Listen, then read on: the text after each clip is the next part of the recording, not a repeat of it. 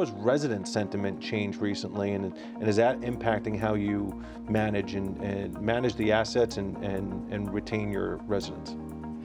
You know, so there's a new product out there that is almost like a rent loan program. When it was pitched to me, I immediately thought, this sounds like a payday loan, and I don't want to put my residents in a bind with a high interest loan. I'd rather them make a payment arrangement with me. But it's actually not. It's super, super low fees. That's not something we would have even considered 5 or 10 years ago, and now it's a need. It's a week-to-week sort of payment structure for rent, and again, that's not something we ever would have seen before.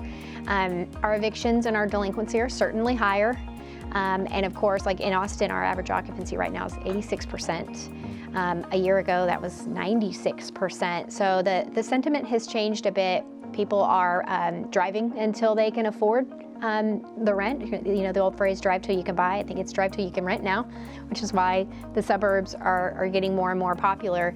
But yeah, we're certainly seeing our residents feel the pinch. Interesting.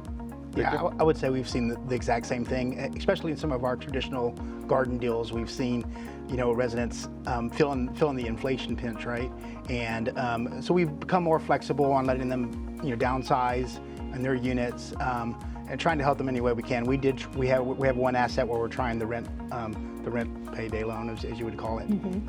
We'll see how that goes there before we expand it. But you know, it's a tough time, especially for, you know, the more traditional garden. You know, I think some of the stuff like the PGA thing, you know, that we have in the Linksdale PGA Parkway, that deal, you know, your tenant profile there is a little bit more stable, and so see it probably less there than we would in some of the traditional suburban deals.